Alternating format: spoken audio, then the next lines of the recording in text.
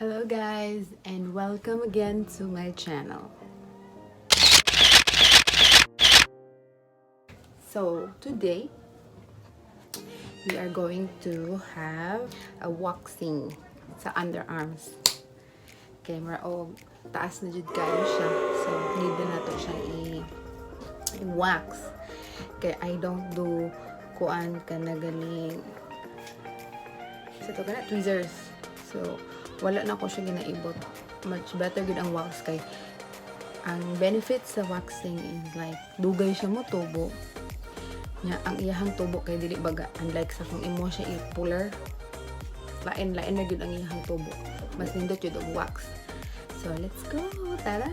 Disclaimer mga besh, I'm not a pro in waxing ha. So anything you see in this video is self-taught and I've learned from my friends in Dubai, like my sister-in-law and my very close friends. So it's not really that I'm a pro on this one. If it case there's something wrong or may mali in this process, just let me know and I'd be happy to accept criticisms or what. So thank you. So what am I actually using is a wax strip, a homemade wax, powder, Caesar, wooden stick. I forgot the term, and then some oil after, right, to wipe it off. So let's start. To start with, ako na ni siyang gi-preheat na nila ko siya. Kung naamoy microwave, dapat i-preheat niyo siya 1 minute and then or less than a minute, dali ra na siya. Pero kanay siya kay medyo daghan mo siya sa mga 1 minute kapit ni siya. So mo ni siya. This is a homemade wax made out of honey, lemon, and sugar. So maybe I'll make another vlog on how to make this one. And actually this one was made by my sister-in-law, Ate Brigoli-Narvas. She's in Dubai right now. Siya gid ang gahimo na ni siya ang kuan ni. So taud-taud ni siya sa kuan, dugay siya mahurot. Eh di man sa jud ka every like twice or thrice a month ka mag-wax. No. Before I do once a month or every 2 to 3 months. Once every 2 to 3 months. So mo siya. So before pa ni siya mo cold, mag-start na ta. So kaning ako ang underarms, sorry if medyo kuan. Kaning ako ang underarms nga balahibo since May pa ni siya, wala pa gid ni siya na waxan. So medyo taas na gid siya. Taas na gid siya. And see, ang tubo, kung imo siya i-wax, ang tubo niya kay ingana ra siya, pero kung imo na siyang gina-shave or gina-puller, kay baga na siya, kani siya kay nipis. I don't know if makita niyo ba sa nipis na siya.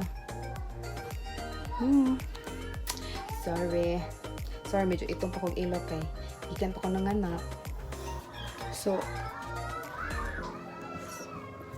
start powder first.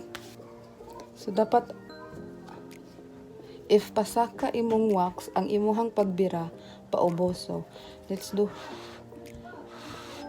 i-test pod ha kung kuan naman ni ako na test na ako ayang kainin. So okay na ni. So let's go upwards. Magatubangan ko sa amin ha. Okay. Alright.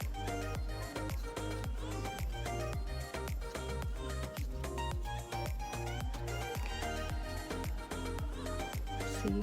Then the wax strip. And then you need to hold this area. I-pull na mo siya. Dayon. Okay na siya.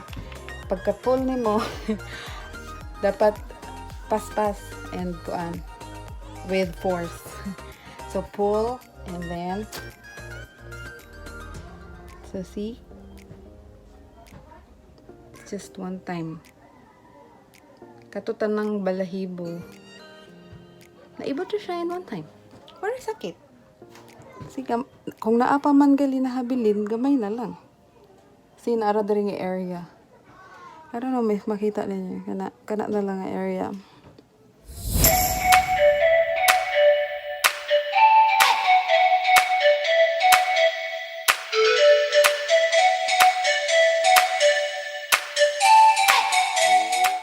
And then I'll use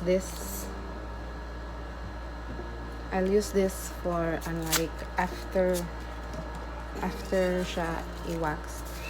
It's like oily para dili sa kay open ang pore something, so dapat ato sa siyang dili na to siya bas-on dayon. So like that.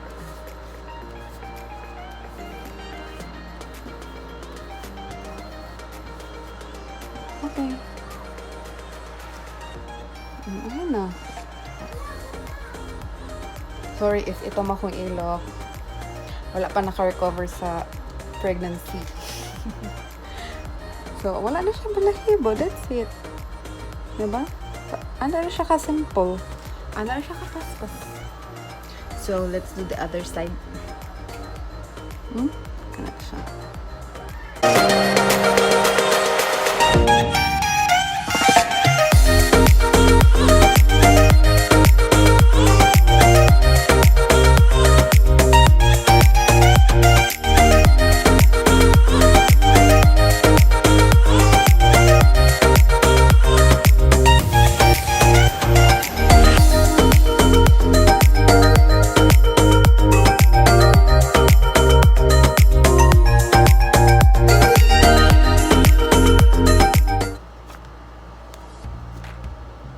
I'm done. So, yun na siya.